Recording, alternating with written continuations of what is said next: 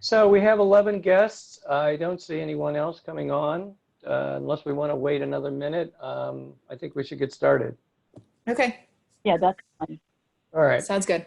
So welcome everyone. This is Brian Hutchinson. I'm just the facilitator for the Zoom tonight. I just wanted to make a quick announcement. We're going to start the seminar at this point. And if you have any questions that you would like to ask our moderator or anyone here, you can email that at B as in boy, G as in girl, Hutchinson, HUTCHINSON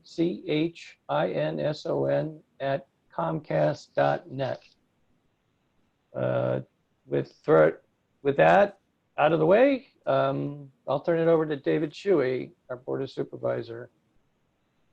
Thanks, Brian. I'm David Shuey, Vice Chair of the East Goshen Township Board of Supervisors. I just want to welcome everybody and thank our speakers and participants and our Sustainability Advisory Committee for putting this series of Zoom seminars together. This is seminar number 4 in a series. We have another one coming up very soon that will also be publicized. All these are available on the East Goshen Township website. So if you want to go back and see what you missed in the first 3 seminars, they're available. I want to thank the Sustainability Advisory Committee for great work on this series. So with that, we can get started. Christy, are you still on the line? I am. Hello, everyone. I was supposed to be on the Zoom, but our internet provider decided to do some work in our area tonight. So I'm just going to say a few comments by phone. This is Christy Supple, and it's such a pleasure to be able to welcome Rachel Joy Davis back to East Goshen Township. Earlier this year, she shared an outstanding presentation with us on composting, and that presentation, as David mentioned, is now available on the East Goshen website, as well as others we've already done and many more to come. So tonight, Rachel will address the vital subject of single-use plastics during the time of COVID and beyond. And we've all been disturbed to watch the raging fires in California, in Oregon, and Washington State. Perhaps not many of us expected the residual smoke from these fires to reach us from so far away, but the smoke from the West Coast fires has traveled the entire length of the country, and it's hovering now over our skies as we speak. So climate change has arrived with unmistakable evidence. We no longer have the luxury of talking about ways to protect our environment without actually taking the steps to make that happen. So some of those steps may seem small in the face of raging fires and melting glaciers, but every single step matters. Every single one matters. Every vegetable we plant ourselves or purchase from a farmer's market or a food co-op and bring home in our own bags, rather than purchasing vegetables packaged or bagged in plastic at the grocery store, that's a tangible step of protection. And every plastic fork or spoon we refuse, bringing our own instead, made of bamboo or stainless or anything but plastic. That's another step. Every styrofoam cup we refuse to accept by bringing our own mugs to be filled at our favorite coffee shop. That's a step forward. Sacrificing our favorite coffee run to the shop that won't fill our mugs now during COVID is another step.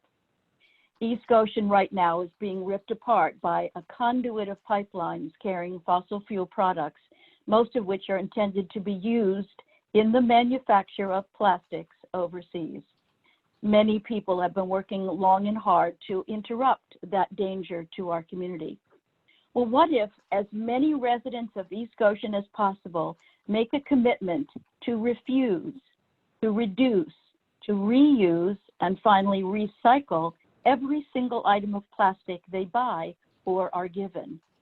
What if so many residents of East Goshen commit to becoming as plastic-free as possible in our own lives that it makes these NGLs running underneath our township obsolete, because the manufacturers of plastic will have fewer residents willing to purchase their products in our own township?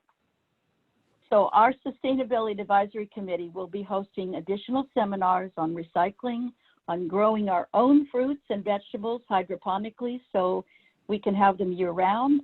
We're discussing creative ways to reuse plastic containers and products. We have lots of ideas, and we look forward to hearing every suggestion you have to share for additional seminars. The CDC announced today that they don't expect an antidote to COVID to be available to the general population until next spring or summer. So until we can meet in person and share ideas, we will continue to offer sustainable suggestions in seminar form so we can all do our part, one small step at a time, to leave our township and our planet to the next generations in the most responsible manner. And isn't that the least we can do for our children and our grandchildren? Again, it's a great pleasure to be hosting Rachel Davis, and she will be sharing, she has a slide that will, in effect, introduce herself. So take it away, Rachel. Thank you for coming. Thanks, Christy. That was a great opening, and I'm very lucky to participate in the East Goshen Township seminars. And if everyone can hear me, that's great. If no one can. What's that? Oh, okay. All right, so I have roughly 60 slides. I talk fast, but again, if you didn't catch something, this presentation will be available as a PDF after the presentation and available online, as Christy mentioned earlier. Let's see how I can go to the next slide here. Again, thank you to the SAC. And additionally, I hope that each of you are safe and well and COVID-free and enjoy this presentation from a safe place. This is the fourth seminar. Questions and comments can go to sac@eastgoshen.org. Tonight's agenda, I'll be talking about single-use plastics. We'll talk about definitions, single-use plastics, history, usage, changes during COVID, the breakdown of plastic, problems in the environment and our health, solutions via company and global policies, individual actions, movements, and then I'll list all my resources at the end. So I want to introduce myself. I was a resident of Chester County for 5 years. I am a geologist and an environmental consulting project manager in Pennsylvania. I live in Philadelphia now. And at my company, I'm very devoted to non-traditional waste item recycling programs. In my spare time, I'm also an illustrator and a painter. A lot of the work that I did in Chester County involved Sierra Club, the SAC, recycling, the Don't Spray Me anti-pesticide group. I was also in the Westchester SAC for 2 years. I co-led Plastic Free Please. And I was also a member of the Chester County Environmental Alliance, and I did some environmental education volunteering at schools. So I have a lot of experience in the Chester County area, and I love giving back, so that's why I'm here. So Plastic Free Please is a group that was started in 2019. It's part of the Westchester Green Team. There are 4 groups: Don't Spray Me, Chester County Citizens for Climate Protection, Ready for 100, and Plastic Free Please. The goal of Plastic Free Please is to educate about single-use alternatives, hand out educational pamphlets, and support the general public in reminding them and how to avoid plastic if they can, by connecting the issues of plastic use to health and the environment for full connectedness. The Westchester Green Team was started in 2019 as well. It helps people in the Westchester area to lead more sustainable daily lives. It calls you to action, whether it's a small action like growing your own food or something a bit more outspoken or community oriented. Chester County Environmental Alliance encompasses 25 member groups that aim to enhance the environmental consciousness in Chester County. A lot of good stuff has been done through the Alliance. They also have a common calendar of events so that all 25 groups can coalesce every event that they want to promote. And the event calendar is at the bottom of the page, chescoenvt.org, for more information. Gentle reminder here, I'm not a single-use plastics expert by any mean. I'm not an engineer. I'm not a plastics engineer. I don't know all the things, but this is just some general research that I found this information. So single-use plastics are pretty much self-explanatory. They are designed for or likely to be used in a single one-time manner and often very hard to recycle. It includes things like straws and disposable cutlery, food item packaging, lids, shipping containers, drink stirrers, and snack packages. They are sold or distributed at or on-to-go events, venues, food selling places, and also include flexible film on self-serve hot meals that you can put in the microwave, or black plastic, often the container under the meal itself, which contain two very hard to recycle resins. We use single-use plastics for a lot of things. They're used in protection from damage during transit. They also prevent food waste by extending the product of the life of food.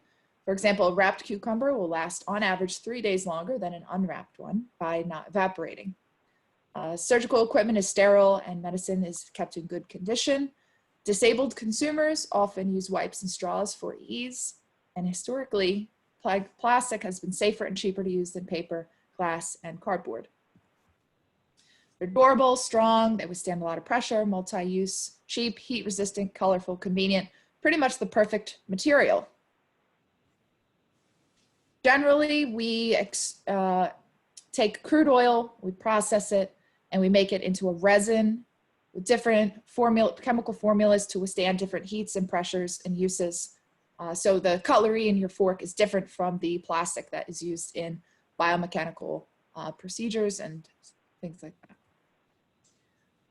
It's broken down by photodegradation over time. So plastic is made of hydrogen and other inert gases like argon and carbon. And ultraviolet rays break these plastic bonds apart.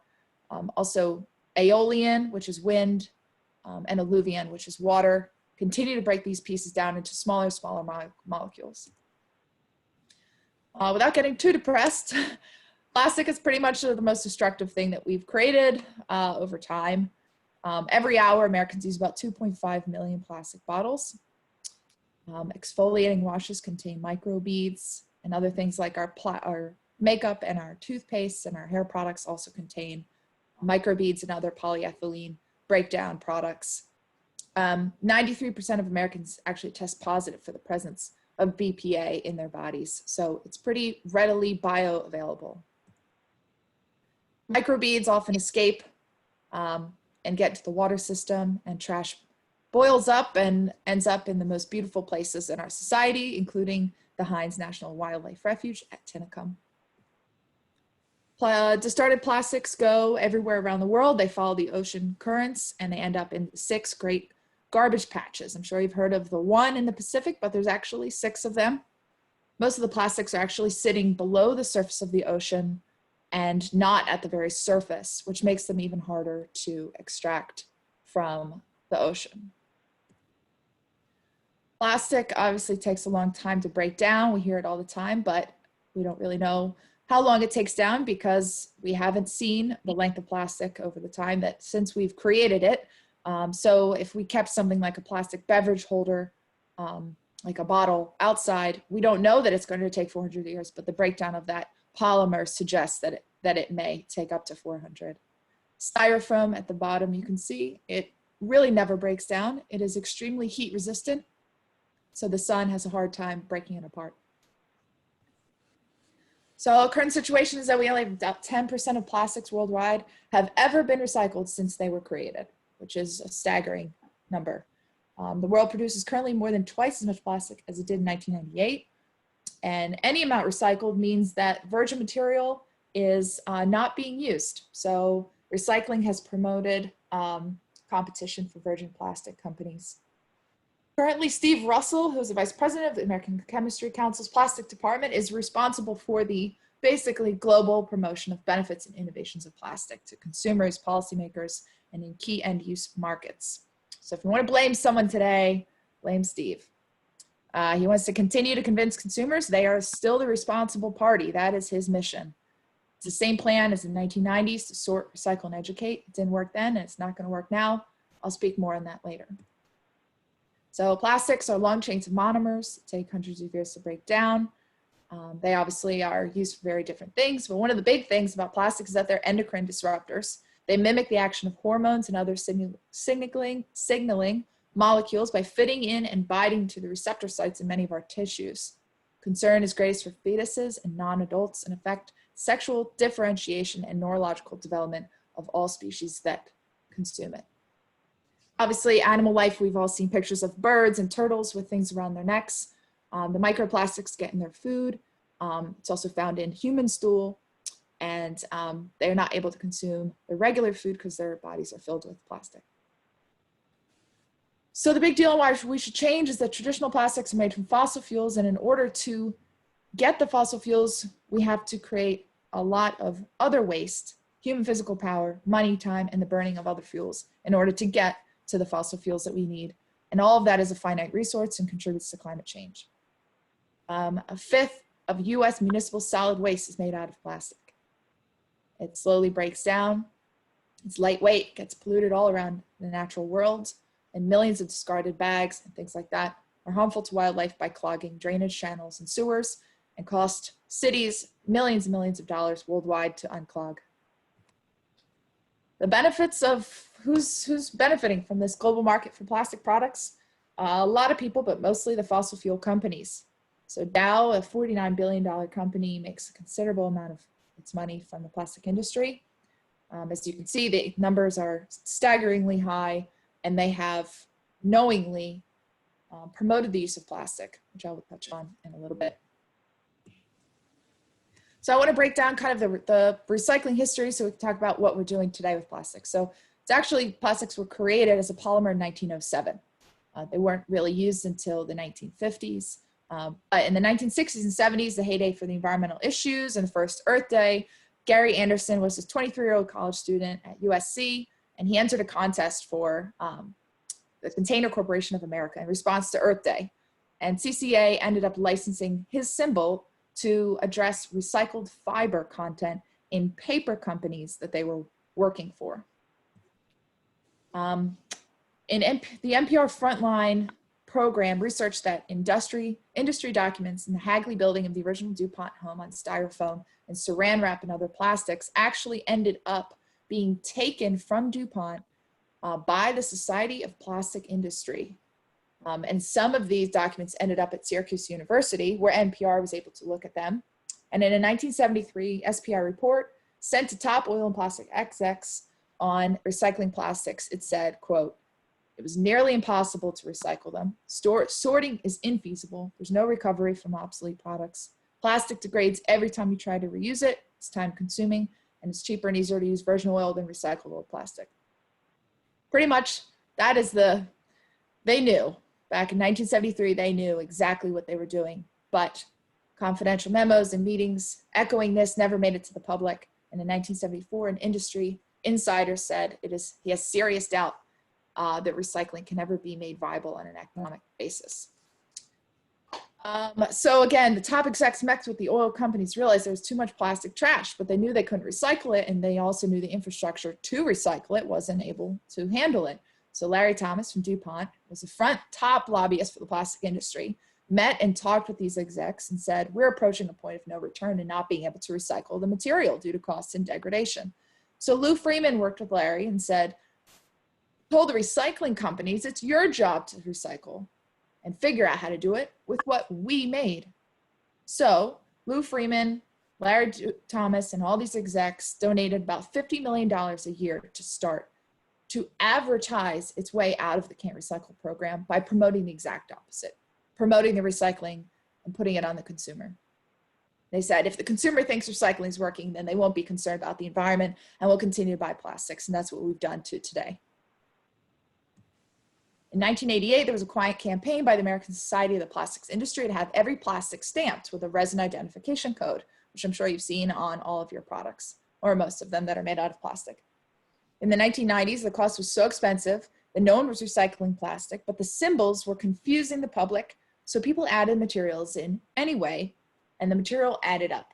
So in 1993, an industry exec said the symbol was being misused and was a green marketing tool, but the message was ignored by oil and recycling executives, and they kept the resin identification code on the packaging. Current executives of the plastic and oil industries say the symbol was, quote, only for sorting and not to confuse the public, but history, paper trail says otherwise. People are in love with the plastic products and unable to not buy them today and are willing to overlook environmental concerns, although that is changing. So our use of plastic during COVID-19 has pretty much upset a global balance again. As we were moving towards a society where we were trying to decrease our plastic, we came upon a pandemic which said, nope, everything has to be single use again in order to be more hygienic. So there's been an increase in what's called COVID waste. Face masks, hand sanitizer production, all uses plastic. And all of these things are ending up in our environment more and more, especially due to the rise of food deliveries and takeout meals. And people are unable to bring in their own containers or their bottles or are afraid to touch common materials.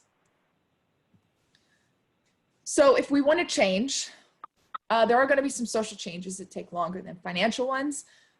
Changing a public perception, culture, and routine is nearly impossible, but it slowly is done. Leading the charge against the bag bans is the American Progressive Bag Alliance, which actually represents 25,000 workers in 40 states. And they have put so much money into the opposite of bag bans by banning bag bans in a number of states. The industry actually is one of the smaller lobbying firms in Washington, but they do a lot of damage. An unforeseen consequence to the elimination of single-use plastics are actually that some companies are seeing an increase in the amount of money that they're spending on trying to go plastic-free, but of course, that's okay because they've made so much money in having plastic already. Biodegradable is not considered a solution. There's no FDA or other regulation. And an alarming number of materials that say they will degrade actually do not, and they still have plastic woven in them. There's also a lack of concentration on materials, extraction, resource use, and manufacturing processes of plastic in the upstream activities. These actually have a greater environmental impact than the actual use of plastic and then the throwing away of it. Paper and cotton also have large environmental impacts. So there are some things that if we got rid of all plastic, we would have to deal with, but human beings can do a lot of things. So I think we'd figure it out. I'll just go through this quickly, a history of bans. So in 1988, a California senator said that she wanted to ban Styrofoam, and that kind of kicked off California's interest in banning plastics. In 2002, Bangladesh actually implemented a ban on thin plastic bags, which they found was severely clogging their drainage systems and causing disastrous flooding. A number of other countries around the world have charged for plastic bags and seen a reduction in use. Several countries have just banned plastic bags altogether. There's been return schemes. So Germany, of course, a very efficient state, has recycling at 99%. And in 2018, a beat plastic pollution was chosen as the theme for World Environment Day. And this year it was hosted by India. So a lot of companies and governments hashtagged and tried to reduce their plastic production and pollution. In the US, there's been a number of changes. Heidi Sanborn, executive director of the Sacramento-based National Stewardship Action Council, said, "We will always be able to get better bills at the local level than at the state than at the federal." And I think this is very key. We have not seen a federal ban on plastic, and we won't ever, I predict. But individual states and cities have done a lot of good.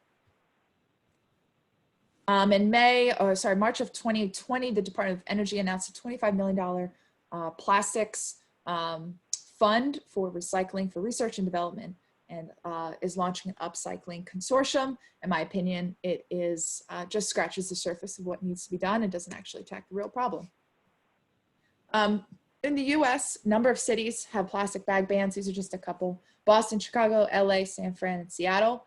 And then there are plastic bag bans with fees in Boulder, Montgomery County, Maryland, New York, Portland, Maine, Washington, DC. As I was saying earlier, there are a number of lobbyists that are actually promoting a prohibition of a ban. So it's called a preemption. As you can see, all the states in blue or light blue or gray, or whatever color you see, they actually prohibit local governments from enacting these bag restrictions, which is absurd. But they've already put enough money into banning a ban without even thinking about the consequences of that. or working towards single-use plastic recycling bans. And again, you can see that there's DC has fees or taxes and a number of other bans and preemptions. So all of that is a bit alarming and overwhelming, but there are some solutions and alternatives. We have regulatory, business actions, individual actions, community actions, and technology. I'm not going to touch on all of these different subjects, but there are solutions that are coming from lots of different areas across the world through these different means. So we can ultimately give preference to buying products that are not wrapped or contained in plastic. We can patronize farmers markets and other places that do not force us to have plastic. And we can ask ourselves constantly, how can I reduce my consumption? Do I need this? Is there another way to package something? Can I use something I already own?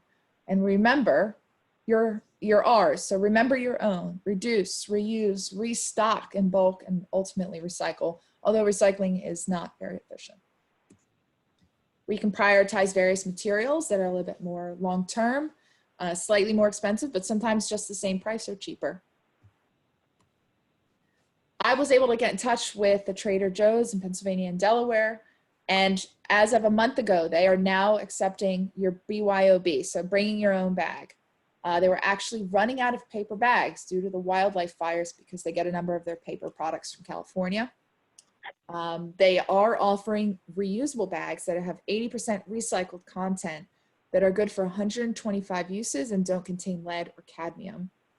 They said that bagging is done by cashiers for the customers to enhance social distancing, even if you bring your own bags.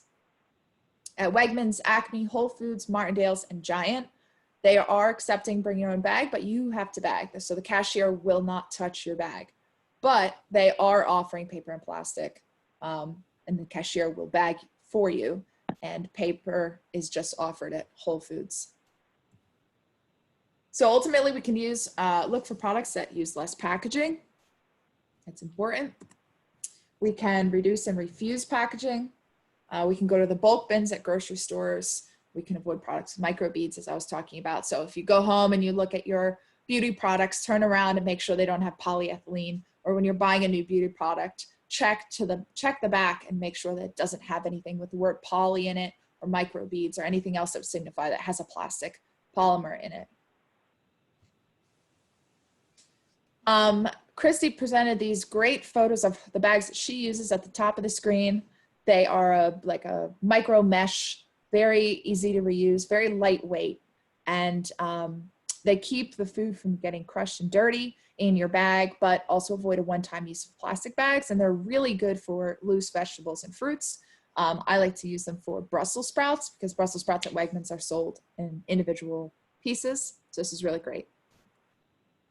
If you're going out to eat, if you're willing to do that today and you buy too much and you aren't able to consume it, you can keep a small, either a reusable silicone container, or you can keep your own other type of container in your bag if you're willing to do that, to bring your materials home. Styrofoam, again, never degrades. All the styrofoam that has ever been created today still exists. It has never been recycled. So avoid styrofoam at all costs when you get leftovers.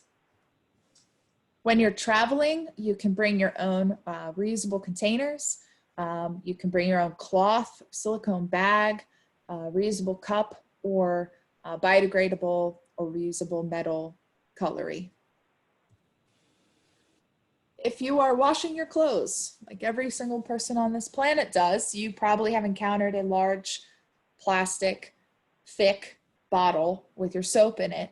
And although that says it's recycled, it's hard to recycle such hard plastic like that. So you can try something else. True Earth laundry strips are paraben free, no dyes, no chlorine bleach, and they biodegrade in accordance with several regulations. They're also vegan, and they are good for the high efficiency machines, and they dissolve completely. So they are shipped to you in a non-plastic container, and everything is broken down with cardboard.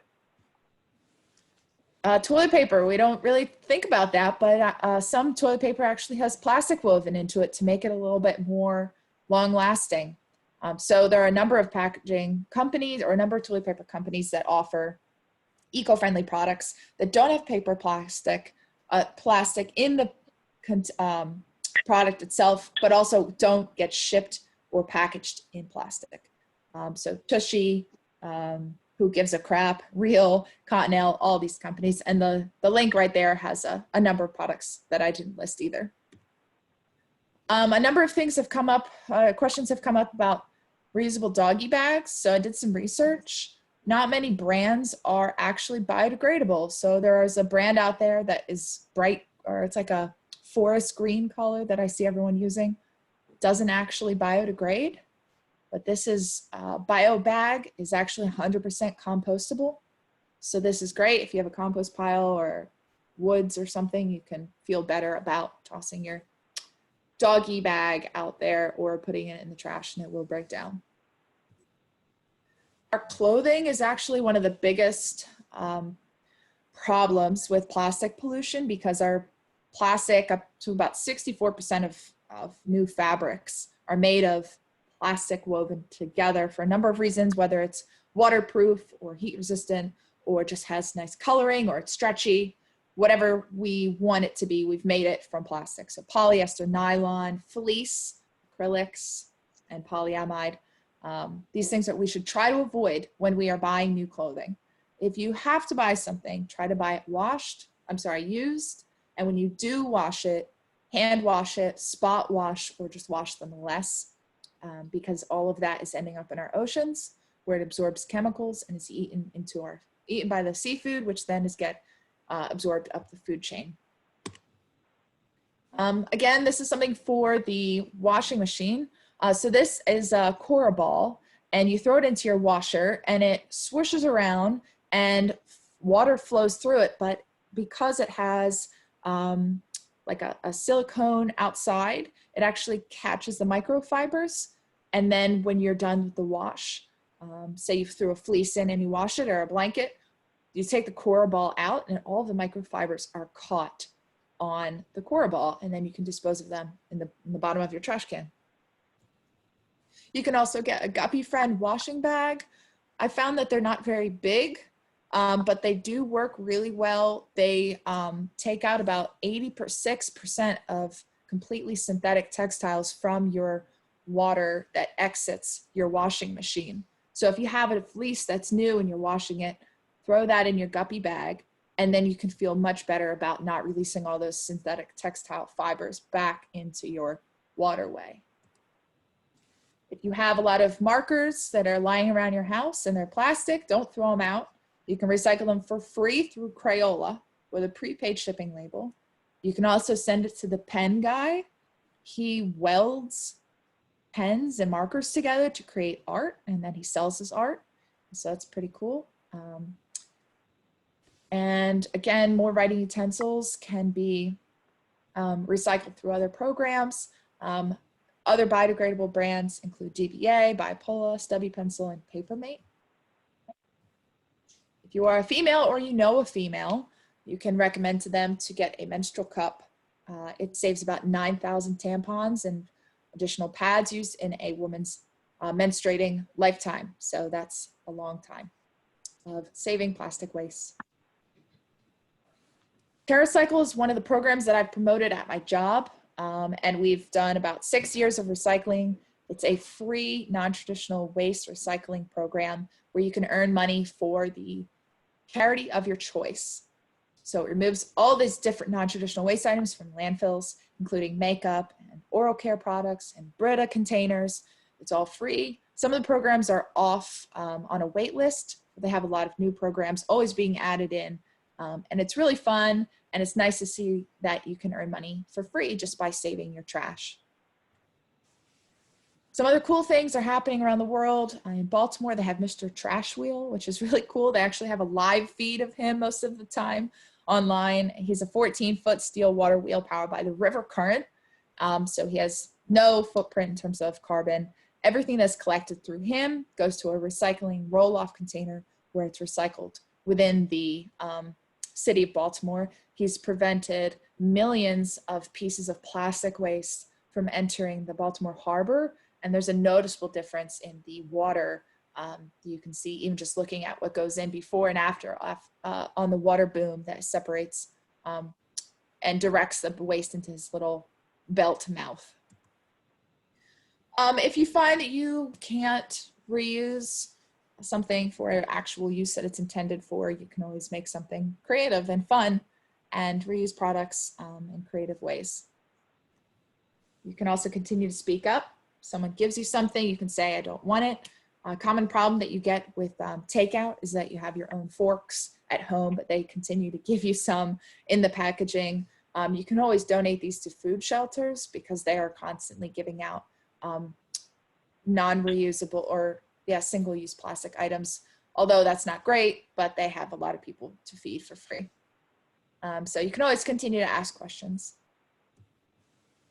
You can also participate in global cleanups, really important. A little bit goes along the way. You can feel free to invest your time and energy into science, because science usually wins, and it looks like a new plastic munching bacteria could fuel a recycling revolution. So hope is on the horizon. There are also cleanups being funded by NOAA. So they always have things that you can participate in. And when in doubt, Google is your friend.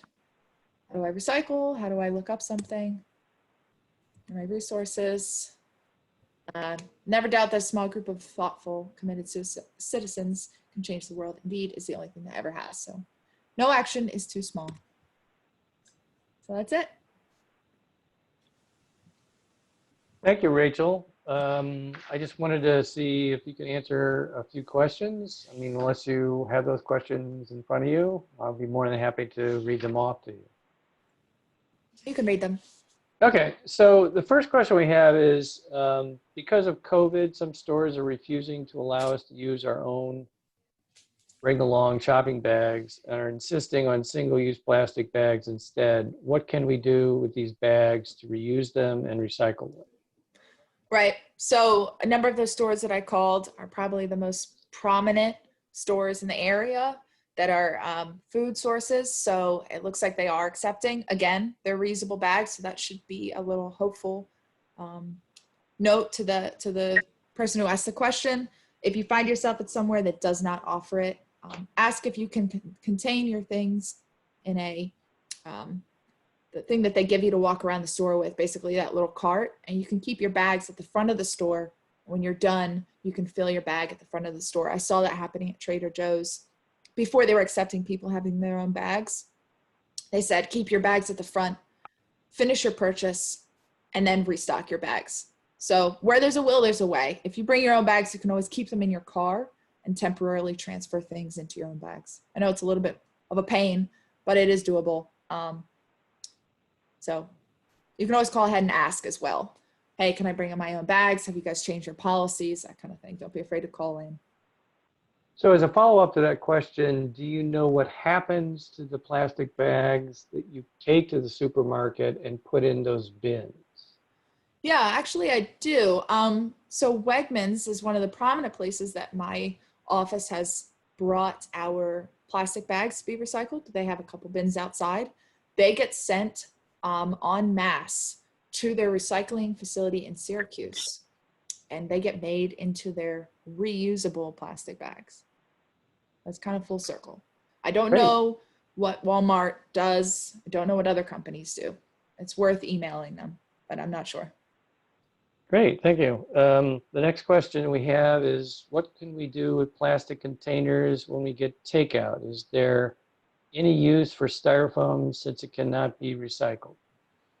Well, it's extremely heat resistant. So if you have something that you need to protect from heat, use it. If you don't, it's a really great insulator. So if you are looking to insulate something, a flower pot outside, you could potentially put it in a bigger pot, put styrofoam around it. I wouldn't recommend keeping styrofoam outside because it does degrade into tinier and tinier pieces and can be lifted off by the wind. You could also make something creative out of it. You can make a stand for a plant inside and paint it. there's not many other things I would recommend doing with styrofoam except just not using it or buying it. And if you find yourself in that position, it is unfortunate. But the best thing you could do is to wrap it in something else or put it at the bottom of your trash so that it doesn't get exposed to wind at the top of the trash and break apart, because it is the longest lasting polymer. It gets smaller and smaller, it never breaks down. So if you do find yourself with it, make sure it is 100% contained in your trash. Thank you. Juliet, one of our participants, indicated that you can also recycle styrofoam at the Navorn landfill. And I guess when I asked her what they do with it, she says that they, I guess they bind it up and sell it off, or, back up for target practice, those kinds of things. Yeah, it's definitely possible that some sorting facilities or landfills are finding ways to recycle it, but it's very difficult to change the shape of styrofoam once you've created it. It's not like a plastic bottle that can very easily melt and change into something else, or a plastic bottle cap that can be broken down and melted into a park bench or something. Styrofoam sticks to the size it was created in. So it's amazing that someone found something to do with it. Next question, just another 2 questions here. We don't live near the ocean where so many animals, birds, and fish are affected by discarded plastics. What can we do to help the animals and birds in our local neighborhoods to be safer from discarded plastics? This is huge. I love this question because it's something that is a really easy way to contribute to your society. Stormwater drains, everyone has them in their neighborhood. They are 90% of the time connected straight to drainage systems that lead to local rivers, creeks, and eventually the ocean. If you can, in your neighborhood, go out every week or after, or right before a rainstorm or right after a rainstorm, and clean what you can around storm drains, that is the highest influx of where plastic waste gets into our waterways. So just making sure that the area in your neighborhood is clean will help bring peace of mind. I try to do this when I can. I go out to the drain at the corner of my street and I get down there, I use gloves and I pick out the trash, and it's amazing how things look like they're breaking down, but they're really not. It's a great form of exercise. You can throw on knee pads if you need to, but walking around your neighborhood and just taking a few moments to pick up trash, or a big thing is making sure that there are lids on your trash can or your neighbor's trash can. Don't be afraid to speak up to an Acme or something that has a dumpster lid that's open. Most places actually have a stormwater permit where their dumpster lids actually have to be closed. So if you find yourself in a position where you're going to a store a lot and you see that their dumpsters lids are open or crowded, you can actually contact the store and say, I've noticed that this is happening and all of this waste is flying out. Can you guys work on this? Personally taking care of your own waste, taking care of your neighborhood, educating your citizens, maybe challenging your neighbors to say, hey, I'm going to pick up trash this week. Can you pick up trash next week? Or something like that. There's also a nationwide program called Adopt a Drain. Individual cities and towns have promoted the idea of adopting a single drain. They're all numbered within the cities. And you go onto the Adopt a Drain website, you find your city, and you see if there's a program for your city. You can actually adopt a single drain and go on there every week or every day or whatever and say that you've cleaned it. And it's a huge community of people across the US that are devoted to cleaning out storm drains. So that's also a really cool program. Great. I think our last question here that we received has to do with the fact, one of the PowerPoint slides that you showed indicated that the Pennsylvania state government has passed a law regulation indicating outlawing local governments from enacting plastic bag bans. Given that, what can local residents do for trying to promote legislation at their local level to do that? Well, it's great that they want to get involved and stay involved. I would encourage those citizens who are asking these questions that their voice is very important. And a few citizens can make a huge difference. If you are concerned about a bag ban in your city or state, continue to write to the people who are in the public works department, who are in the highest level of government that you have access to. Also, your state representatives are really good access points for encouraging you to write in and make changes. And you can hold your local officials accountable by asking for these changes. And you could say, I understand that there might be a ban, but is this something that we can start to think about? Because bans eventually have ordinance times when they are not considered ordinances anymore, and laws do change. So if you can look at other model bans, especially coastal towns in New Jersey have really significantly dropped plastic waste, especially with plastic bags, because they're right by the ocean. They see the direct correlation between the ocean and pollution with plastic. Look up those towns, download their bag ban language, feel free to craft your own and bring it to your local town council or write to your official representatives and say, you know, I've took a shot at writing this ordinance. Is this something that we can discuss? I mean, people who are in government aren't the only ones that can write things and make changes. We are citizens of that government. We've elected those people, but we also have voices. And I love that that question is promoting the idea of individual movements, because a few people can make a huge difference, especially if you educate your fellow neighbors. You can also hold Zoom calls with your family and friends. You can promote it on your Facebook account. You can do a number of things, all for free. So there are definitely solutions. Rachel, I have a question, and maybe somebody on our Sustainability Advisory Committee may know the answer to this as well. But the Pennsylvania preemption ban introduced by a Center County politician, because he happened to have a plastic bag manufacturer in his district, was the preemption was subject to a study being done in Pennsylvania to look at the financial impact of plastic bans on Pennsylvania's economy. And that was banned until July 1st of 2020. I know that the Westchester Borough enacted their ban effective July 2nd. And I don't know the status of that preemption in Pennsylvania. So are bans now permitted? Was that feasibility or that economic impact study ever done? And was that preemption renewed July 1st, 2020? Yeah, that was an unfortunate action on that Center County representative's part. My understanding is that the preemption did not continue after the first, but the study was not conducted. And they said that they were continuing to conduct the study. They were doing background research or whatever, you know, filler talk they were using. I know that in Westchester, the ban was actually not enacted on July 2nd.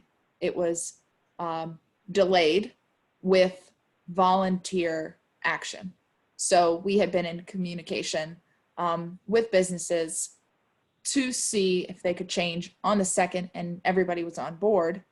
Now they are in a place of voluntary action for the ban. So whether they had something in place that they were going to do and they just decided not to, that's on them. I'm not sure of the status of overall with Pennsylvania. I presume it's probably still, the preemption is still there, but I'll have to do some research and figure that out. Thank you. Sure. So we have no, unless we have no further questions at this point. I have David? one then. This is Christy. Go ahead. If you don't have more from the audience. Rachel, the figure that you used, I heard on your slide, and I can't pull it up, but it was how many millions per hour Americans in congregate use of plastic or discard of plastic waste. NPR reports that every single American on average disposes of 250 pounds of plastic waste in a year. Is there any way, there's so much talk about net zeroing and carbon neutrality, is there any way to determine our individual pounds of plastic disposal per person per year? It's kind of hard for us individually to guess at that, but are there any metrics?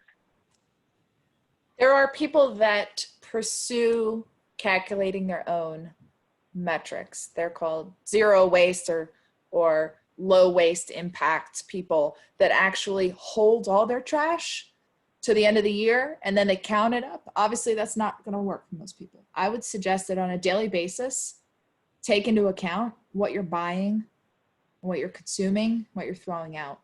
It's maybe keep your trash around for a week and just see what you're doing. I would also suggest that you keep compost separate so that you can see what's actually degradable and what's not. Keep that in a separate trash can and see if there are things that are definitely you're able to eliminate. I don't think there's any one way to calculate from, the trash or recycling sorting facilities perspective. It's probably just on a personal basis. Obviously, it's going to be bigger for families and on an individual basis, but it is definitely possible to reduce a lot. And I know that at bulk places, which were temporarily closed because of COVID, they're starting to reopen, and they are amazing ways to reduce your plastic use for things like nuts, oats, pasta, dried fruits, other dry goods. And there are other stores popping up around various cities regarding filling up shampoo and dish soap and things like that. I know that if you live in New York, there's a couple of these shops. I think they're called plastic free or bulk stores or things like that. So there's a movement happening regarding reducing your consumption, but it's definitely going to help if you look at your own footprint first and try to figure it out that way. That's wonderful. And one small question, again, tiny steps are important too. I have not yet tried, they now sell bars of soap that are fashioned as alternatives to shampoos in plastic containers. Have you tried any of those, and do they work well? Yes, I tried a plastic-free shampoo bar. I got it from Mom's Market. It actually lasted a long time. I thought at first $5.99 for a bar of soap was a little excessive, but it smelled amazing. It bubbled very fast. It was vegan. It didn't have any crazy chemicals in it. It was in biodegradable cardboard packaging. I didn't actually touch on even so many things that could be plastic free, but yeah, beauty products are huge. There's another brand called Ethique. It's ETHIQUE. It's a vegan, cruelty-free shampoo and conditioning brand. I think they also make face washes and things.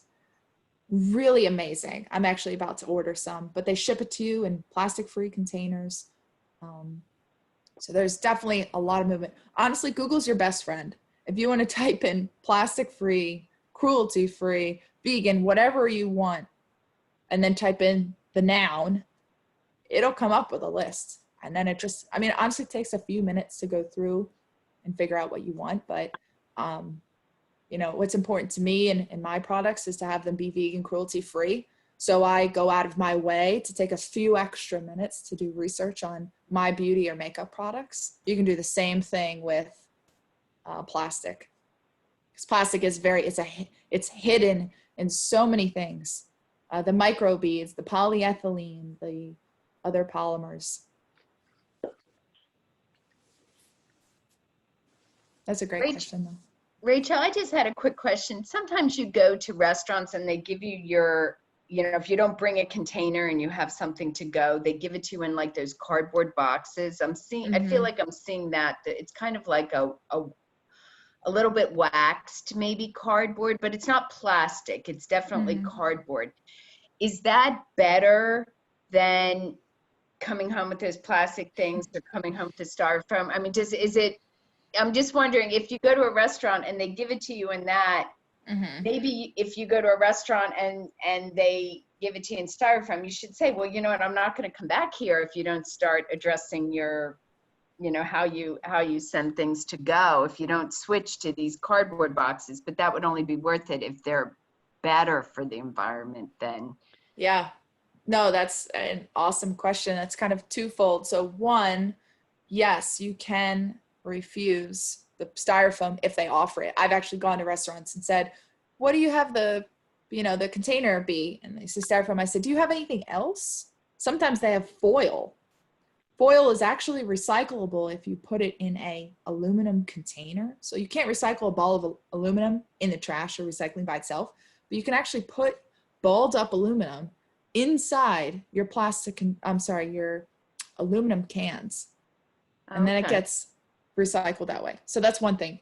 Second thing is those cardboard containers are lined with some sort of commercial wax.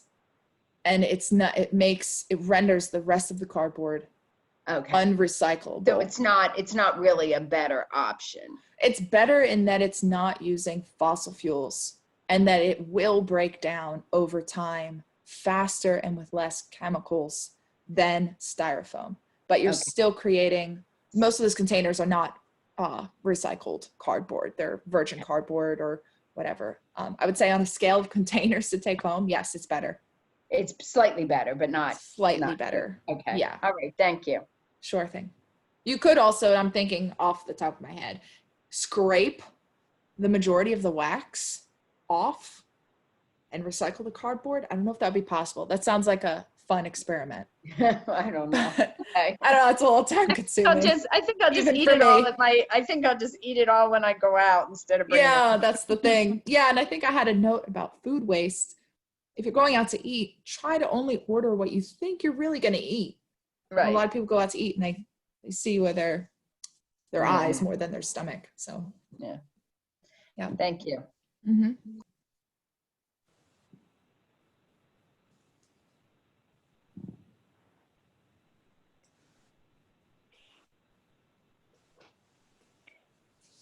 Well, Rachel, I have a feeling that many of us could ask you questions all night because you're such a fountain of knowledge. Oh, thank you.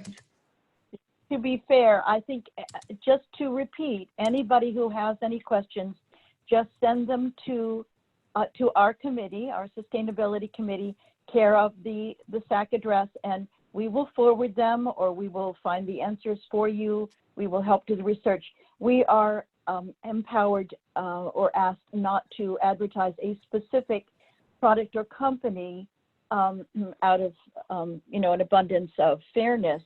But we can give you general information. We can give you categories. Rachel's allowed to name specific products, but I was careful in all the examples I sent you, Rachel, not to show the labels. Yes. So, anyway, but we'll follow through. Anybody who has questions, this is an ongoing process. We've got many more seminars that are in the planning stage. And you will hear from Rachel again, I promise you. Yeah, sounds great, Christy. Any last minute? Brian, you want to go ahead and close us out, please? Are you on, Brian? I think he's muted. Sorry about Well, that. I was muted. Sorry. Okay. My last comment for everyone, and I'll turn it over to David who wants to make some final comments, is next week at 7 o'clock, the East Goshen Sustainability Advisory Committee will be holding an Introduction to Electric Vehicles seminar. We have a well-known speaker. Please go to the East Goshen Township website and you can get more information about that. David? That's it. That concludes our fourth Zoom webinar. Thank you very much, Rachel Davis, for your expertise and willingness to help us out here. I took copious notes myself. And it's so easy to do some of the basic things. Yeah. We banned water bottles from our home 5 years ago and haven't used a water bottle. And it's easy. Buy one of these and use it every day. And plastic bags are CVS, and I end up carrying out arms full of things, but just get it out to the car. Just don't take those single-use plastic bags. So there's things that are just not difficult, and you don't have to make a sacrifice to be environmentally sensitive and help our sustainability. So thanks very much for your time tonight, and thank everybody who participated. And that's it. Thank you. I have a question. One more question. Okay. Will this be replayed at all? Can I get a link to the full thing? I only joined about 10 minutes ago, and it sounded really wonderful. Yes, this will be recorded and posted on the East Goshen Sustainability Advisory Committee tab on the East Goshen website. It'll be posted in the next few days. So we can listen to the recording. Yes, yes. Okay, thank you very much. Thank you. All right, great. Thanks, everybody. Thanks, everyone. Thanks, Good everyone. luck. Good Bye-bye. night.